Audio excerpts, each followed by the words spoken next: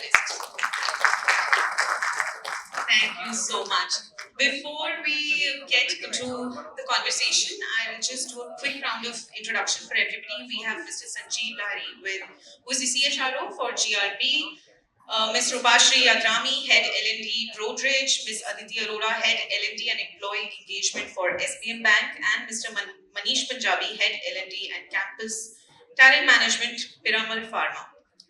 Well, the topic for this discussion is actually quite interesting. It's employee experience as the North Star for L&D.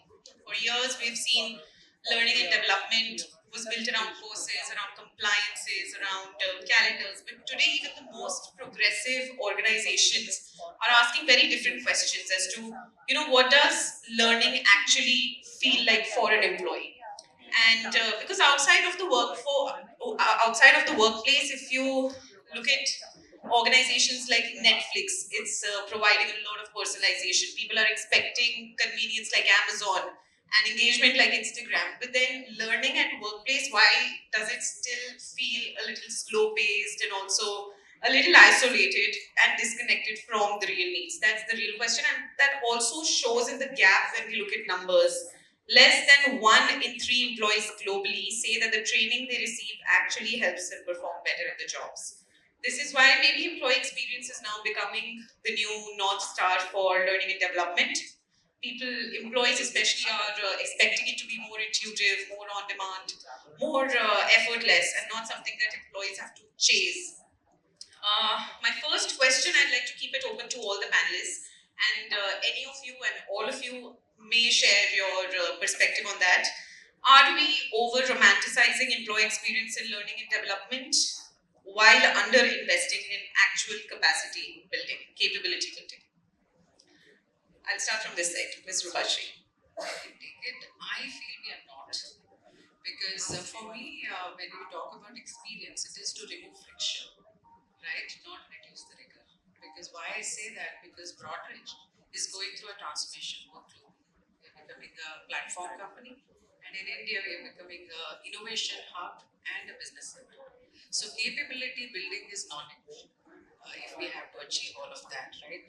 So hence, what we are trying to do is to make the learning come to the learner, so that increase that experience quotient, so that there is psychological safety when they learn, when they come into learning spaces, so they feel vulnerable to share with their peer group what are the challenges they're really facing, and then go back with best practices to really apply.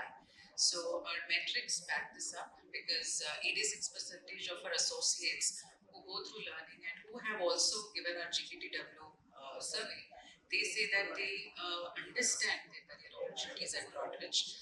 They also understand how L&D is supporting and feel very confident to contribute to the direction where Broadridge is heading. So yeah. Right, thank you. We'll come back to the feedback part at the end of this conversation. Mr. Punjabi, what do you have to share? So, I look at it from a little bit of marketing lens, and I would say that if you look at the employee experience, learner experience, and then if we ask the question that is that consumer grade experience, if it's crossed that, I would say yes, we are over romanticizing, but unfortunately it's not crossed that. It is not even close to that. I think the same employee or the same learner is not just exposed to us as a service provider, they're also exposed to many other players, many other industries. Like you took the example of Netflix, they're consuming their content as well. And if not just in case of digital, but even otherwise, our experience that we provide is not to the level that the individual gets in a normal life, they're not going to value or appreciate. It's becoming more like a hygiene thing to have a great experience, which we have to maintain. It is obvious that capability building has to be there. Without the core, the periphery is of no values. Again, the marketing concept of a core product and periphery, both are important in today's world. And idea is, are you excelling on both? Thank you, Mrs. Aditi. Thank you so much for the question. So, I would want to go midway. There is a rat race, I do understand. Something new comes up in the market and everybody is rushing, following the, cohort. It is important as far as visibility is concerned, but what I'm more concerned is whether it is in contextualization to the requirements of the organization or not. If it is not able to sustain it over a period of time, then there is a problem. So sustainability of whatever you are serving to your people and the contextualization to your requirements is the game changer. Once you do that, once you know what you are doing, why you are doing, you are up there. I think that's what matters. Thank you. Mr. Lahiri, do you have anything to add? Well, namaskar and good afternoon, everybody. Thank you, Businessworld. Privileged to be a part of this panel. Now the challenge is, what will I say? And it would be a very easy answer. See, over the years, the way I have seen the whole concept of then, as it was being called as training, has changed its shape or changed or tried to remodel itself using the term learning. Now, learning is a very very personal affair, right? And Manish spoke about the core, and he spoke about the context. So, a learning is never complete without the need, the actual why am I going through this, or for that matter, what's in it for me of the learning. Number one. Second aspect of it is that always we tried to run over the years, or in the initial days, you were having a side conversation in the speakers lounge where food was a part of the conversation, right? So I think through ages, we try to romanticize learning. However, it's a very clear shift currently, straight away to the need. We'll delve more onto this. So a very straight answer to you, to the question, Savi, is probably not romanticizing it anymore. However, that little bit of, some of the red roses around, it was Valentine's week or better. Maybe some. There's an expectation that if I am being nominated for learning by the organization, then there has to be some peripheries going around. However, if I am learning on myself, then that particular expectation is not there. Now here is the catch. Does the organization really allow learning at the learner's pace?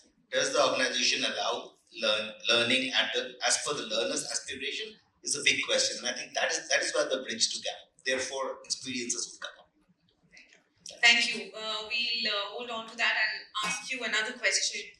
Well, why do most corporate L&D portals feel like compliance portals? Well, I can also rephrase the question. Maybe your organization has something much better than making it look like a compliance portal. But in case it looks like a compliance portal, then what should leaders do? What can be done better in terms of making it more interactive for the employees? Well, great question. Because it all depends upon, once again, the need. The L&D portals or LMSs for that matter. And you're right, more often than not, it looks like compliance portal because I think the KPIs of L&D as a function is probably dependent. It depends upon the checkboxes of what I was supposed to do and what I have done, right? So if I have sent 10 people to a particular program, I really don't foresee too many of us coming back and actually seeing how much has been the utilization. I'm not even going to effectiveness, right? And more importantly, the whole aspect of the learning, the knowledge that is gained is being transformed as an organizational resource. It is still not there. So I think it still goes back to how we as leaders, or maybe the board, is looking at the overall organizational learning, overall organizational knowledge quotient. Till the time that happens, it is still going to be whether I have done it or not, how much I have, and what is my satisfaction score at the first level. Right. Ms. Aditi, I would like to add on to that question. What do you think is really broken? Is it the technology? Is it the content? Or is it the mindset of the employees? I would give a realistic point of view. The intent is always right. Being an L&D professional, your intent will always be right. The problem lies in budgets. Problem lies you have to complete a certain course, a certain compliance within, let's say, 15 days. So everybody is running behind that particular time slot. For me, because we are bankers, we don't have to actually pay a lot of attention to the adoption. Because once you write that your appraisal would be impacted, everything everything is taken care of. I mean, your completion percentage of any module would go from 10% to 100% within one evening. Yeah, so that is what it is. The more you focus on just the compliances and not actual learning, there is a problem. So once we get that sweet spot of between compliances and actual learning that is happening, I think we will reach the learning curve better and faster. Thank you so much. Sure. That. So you asked whether content mindset or technology, what is lagging behind? In my mind, we have caught up dramatically when it comes to content and mindset, right? But what is lagging behind is technology. In many organizations, including what I'm part of.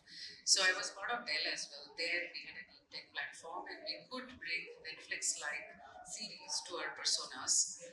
In Broadridge, we are attempting because it goes back to what kind of tech stack you possibly can bring within the timeline. Because you, like we've been talking about, there are these non-negotiable skills we need to really fast track our in terms of capability building. So we are trying AI Agile. We have academies which we have done a homegrown platform where not only learning is hosted, but also what tools people can use, and also the dashboard which shows them where they're using what they've learned, and that directly looking at what's the impact, where are the use cases they are really applying what they've learned. So we're doing that. We're getting there from a technology perspective. Thank you for sharing that.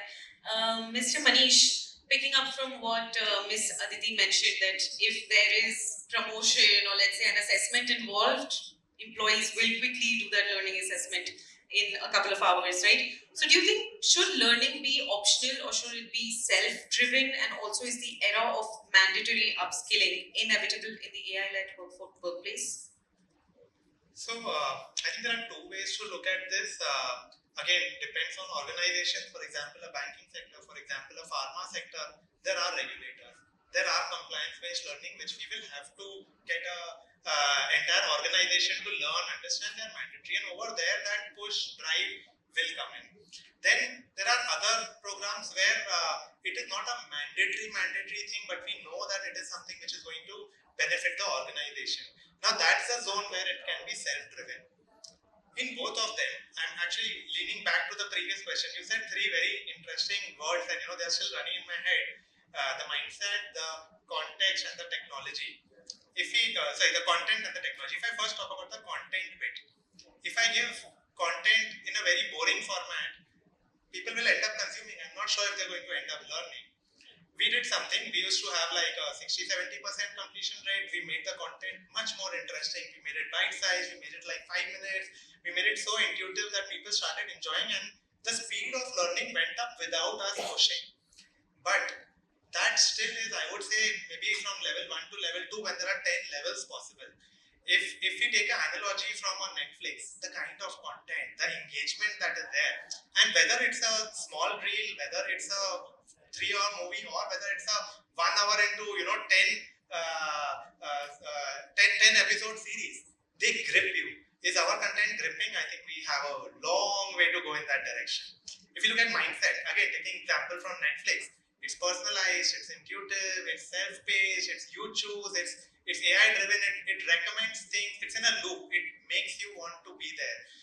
Are we thinking on those grounds, or are we still stuck with dashboard, number of hours, number of percentage completion? Matrices need to change. We need to move forward from those matrices to, are we creating the never-ending loop of the individual wanting to learn? Is it really benefiting that individual? And the third thing which you mentioned is technology. I think there are some partners who are also part of today's event. Personally, I feel they are doing a good job. However, is the technology seamless across the organization? Is one technology platform interacting with the other technology platform? That is one gap which someone will have to step up, think beyond their organization, and think of the end customer and say, it's okay, my platform will interact with all platforms. Lovely, what a thought. So there is one point more that I want to add over here. Alignment to business objectives is something which is sacrosanct, and that should be the non-negotiable factor any which ways. Why L&D is always kept apart from the normal business meetings or scenarios is because the strategic alignment is missing. So when you are solving the problems that they are actually facing, or they are actually feeling, or the challenges that they are actually being impacted upon, the solutions will make an impact. So how you are solving those problems that these people are facing on the ground, this will actually make an impact. So alignment to the business objectives is something that every L&D professional should be looking at while you are designing any kind of intervention, or when you are devising methodologies of how you are going to communicate the content. Just wanted to add, like, there are common minimum skills, right? Every associate in the organization need to acquire. For us, it is AI, agile, and business acumen. So that we intend and we are already making mandatory. But the others, the going deeper, having a mastery, role-based mastery, that we are keeping for a choice and for their curiosity and aspiration. Lovely. So are promotions and role changes happening faster than people's skills are evolving, Ms. Roopashri? Thank you. So historically, yes, promotions were happening faster than skills. But let me share what we are doing in Broadridge. Right, 2 years ago, we reimagined the promotion process. Right, we said 6 months before, or even 1 year before, we look at who are our high potential, and we earmarked them and gave them a learning journey, coaching, mentoring, and as they reach the 6 month and a 1 year timeline, they go through a very rigorous interview process, cross BU panelist. So what that did to us, and which came in the survey also, it made the promotion process more transparent, and they called it fair process. So yes, it is evolving, because then we sure short of the capabilities increasing in that we are paying attention to those folks. We have very interesting 2 programs I want to call out. Shadow Cabinet is one. It is based on the UK Parliament. So set of hypo leaders, they act as an India leadership team and solve org-wide initiatives, solve for org-wide initiative. Another one is Broadridge Leadership Business Masters Program. And there we pull out people from their current role, again hypos, and put them through, if they're in one BU, they need to learn the rest of the business of Broadridge and solve again org level cross BU business cases. So when they come the other side, they are truly ready for the role. And while they're going through, we might as well create new roles. That's where we are heading. Lovely what you're doing at Broadridge. Mr. Sanjeeb, I was coming to you.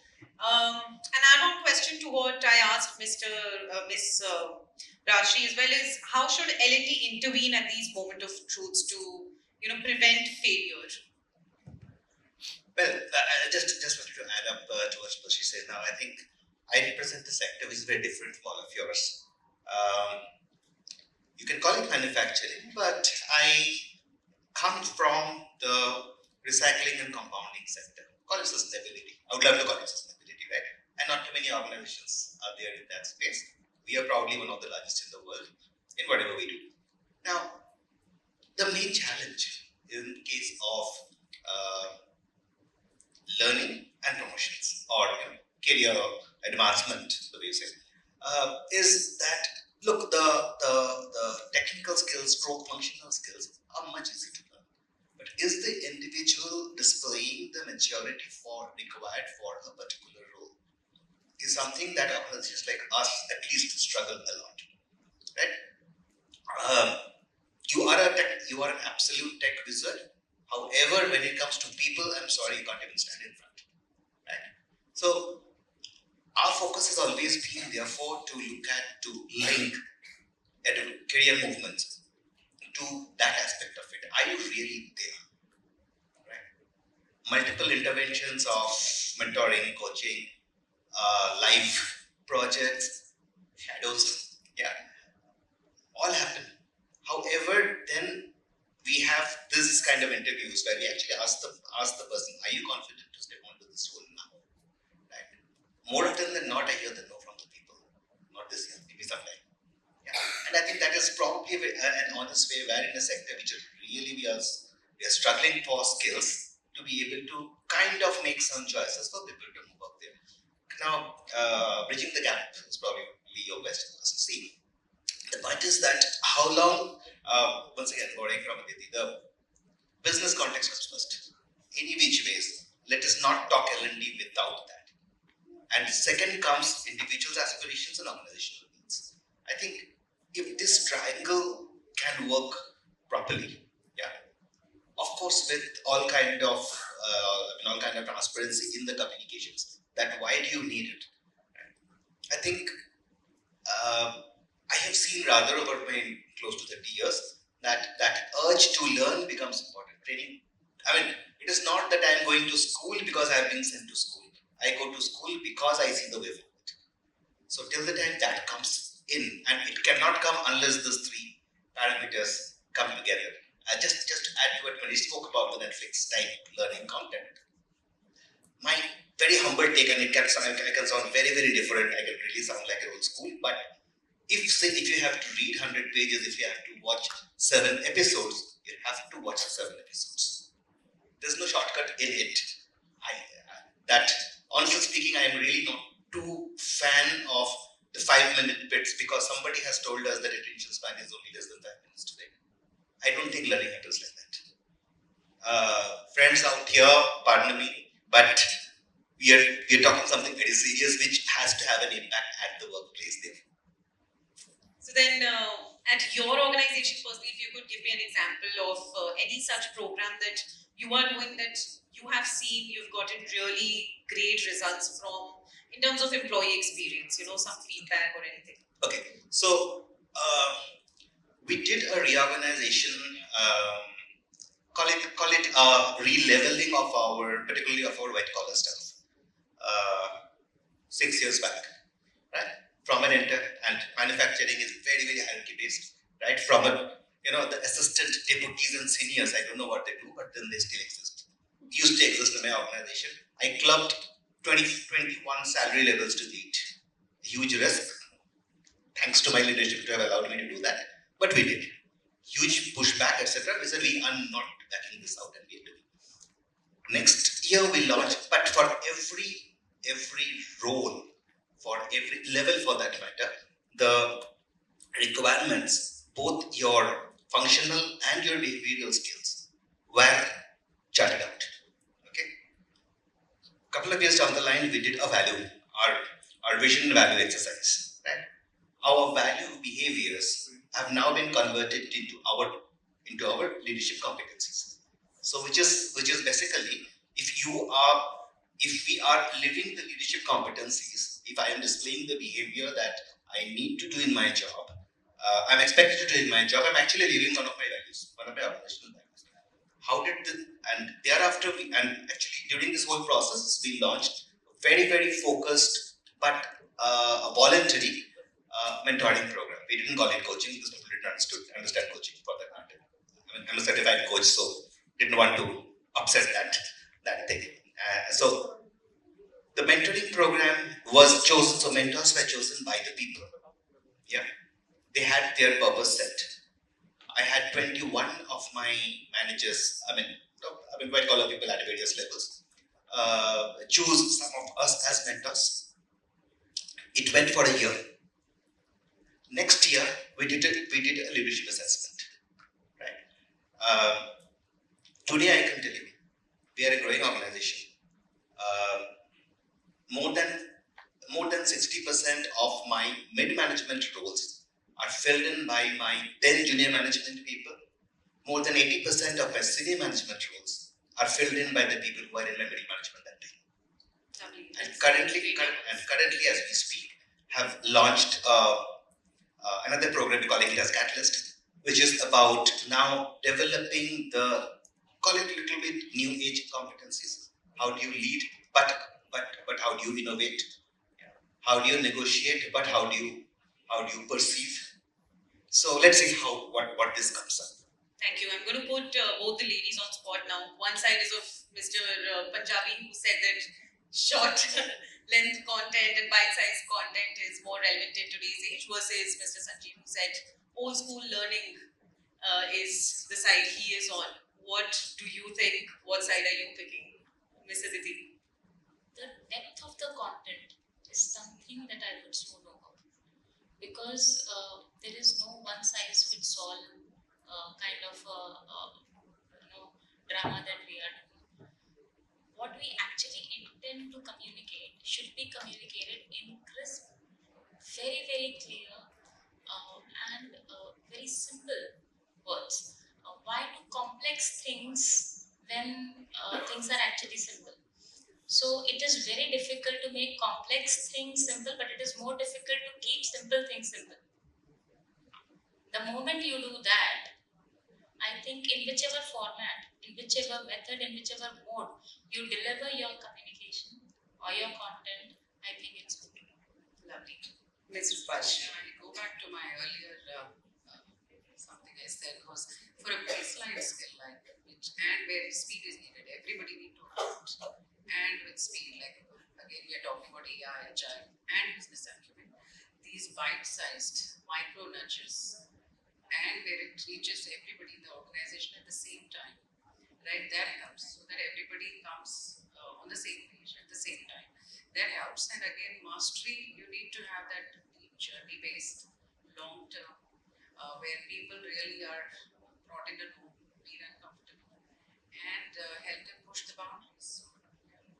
Thank you. Mr. Punjabi, coming back to you on this topic about gamification that we were speaking about. Do you think, are we building real skills through that, or is it just creating better designed distractions? So, a question whoever is working on both game-based learning or gamification needs to ask is, what's the purpose with which that is happening? If the purpose is being achieved, which is eventually business impact, eventually growth or performance for the organization, that's all right. If that's not being achieved and we are getting them into a game, we are getting them excited, then I would say that is employee engagement. You're getting them engaged, you're doing a good job. It's a good job, but your objective has to be clear. Was the objective to engage people? Was the objective to get them to acquire new skills and perform? I'm seeing both happening when I interact with people in the industry. There are programs where it's more in terms of there is some good gamification, numbers, publish dashboard, get people excited. There is a bit of this as well, which is get the content gamified in a way that it is actually creating the end result. Obviously, the one where it is purpose driven is the one that is going to work. Do you think your L&D strategy can survive an employee anonymous vote at your organization? I would say yes, to a great extent. And again, if I think back of the three organizations that I've been part of, Asian Paints, Sustainable Group, and Piramal Pharma, to a great extent, I would say it survived. And one key common thread that I see across the three organizations is that for us, learning, we use the 6D framework. I think some of us over here would be aware. It kind of begins, it's got 6 Ds. The first D is about defining the objective. It begins with the business end objective in mind, and it ends with actually achieving the results and documenting that objective. One interesting D within these 6 Ds and very relevant to the topic that we are discussing, it is design the entire learning experience. It's not about just design the workshop or just design a basic content. It's about the entire experience. And because we've been living it so long, and again we've had so many engagement surveys, and if learning is right up there, I think I can confidently say that yes, in those anonymous surveys, if we've come up, we are doing fairly good. Is there room to do more? Definitely room to do a lot more. Ms. Roopashri, just on the question of game and gamification, right? So for me, when you design a game for learning, it let the learner leave their guards down, right? So they are feel more safe in the setup to really explore and push their boundaries. That's what multiple gamified or gamification or game-based learning we have designed, and every single time learners have come back and said, do more of it because it has helped us. Because whatever we picked up there as best practices, we have applied. So that is what we've been hearing. And can I do the next question? Yeah, of course. So, yes, I would You say started yes. this question. your first response. Okay. I feel yes, because they will vouch for what we're doing when you ask anonymous or otherwise. Because when we walk the hallway, I mean, not just me, but every team member of mine, I'm sitting right here in the audience. So people tell us that L&D has itself transformed and it is transforming us. So they are not hesitating to say that. And it is backed by every level of learning effectiveness we've been doing. Every single program we have run is 70 plus NPS. And experience, we did say that we need to move out from it, but we still do study it. So it is 4.7 plus, and pre and post is 15.5 difference we are seeing. 50% of our learners say that they've improved their speed, efficiency, and their adoption to new tools and technologies. And not just the learner, but their manager is also vouching. And there are anecdotal stories on how they have applied and what has changed on the ground from an impact perspective. So yes is the answer. Thank you. Mr. Lahiri, do you want to add to that? What feedback has been the hardest for you to accept, and would your L&D strategy survive an anonymous vote? See, my L&D strategy survives anonymous vote because there are multiple types of these surveys and interactions that actually happen. So, from the organization's perspective, yes, definitely. One of the feedbacks that was very hard for me to digest was once again the program that I was referring to, the leadership development program that I actually created a couple of years ago. The results have been fantastic, right? However, the point that came was that and I'm trying to quote verbatim from some of my colleagues who were part of that program, is that I thought that this program is going to teach me how I can handle my workers better. Now, blind spot, we did not look at that. We looked at strategy, we looked at, we looked at analytics, we looked at peer management, we looked at stakeholder management, and as an organization, we comfortably forgot that the largest stakeholder probably for managers on the shop floor is actually their workers. So, but thereafter we ran some other program, basically to take people through a little, call it IR, call it ER kind of a course that being a manager, you have to be mindful of these things as well. But that was learning from that, which, so today if I have to design a program for a similar cohort, I will. All right, thank you. Ms. Aditi, I'll now begin the closing remarks from all the panelists. Ms. Aditi, do you really think employee experience is the North Star for L&D? If yes, we need a proof point, and if no, why is that? Employee experience is important. It is important because finally it is the word of the customer which is going to make or break the situation. So it is important. But at what cost? That is what we as L&D professionals need to finalize. So sustainability of whatever you are doing, whatever branding you want to create for yourself, and the perspective of the organization. That means whether you are in context of the entire framework of the organization or not. I think that is the crux of the matter. Mr. Punjabi? So, I will rephrase the question. I think looking at it as North Star means one. Okay, I have to choose between the two. I would rather say that in reality we have polarity and we have to balance the polarities. We have to figure out which one do we, focus how much on. I've spent half my career in business roles in sales and marketing. Sales marketing, numbers are important. The business impact is critical. So I come with that mindset of business impact is critical. But in sales and marketing, what we also say is numbers are critical. Consumer is the king. Consumer centricity. You have to revolve everything around the consumer. As L&D professionals, we need to be clear that for us, the consumer is the end employee. The sponsors want impact, we need to work on impact. The organization wants impact, we need to work on impact. But the consumer is the end employee, and consumer experience, employee experience, learner experience. If that's not there, even the best of the content, even the best of the skills, capabilities that you're bringing for them, they will absorb half of it. So instead of looking at a North Star, I will say it's a polarity. We have to balance both. We have to be good at both. Depending on situations, you will choose where do you bend more at different points in time, but it's not a either or. Thank you, Ms. Roopashri. So yeah, I again repeat myself, right? Like it is experiences to remove friction, not the rigor. Because I was part of yesterday Reliance study mission. There they have done something very brilliant, right? Like for a behavior change, they send a micro nudge which is of 180 seconds, and in 24 hours they capture a behavior change, right? And that is, of course, I mean, technology backed. So, we are not forgetting the impact. The impact has to be there, but make it easy.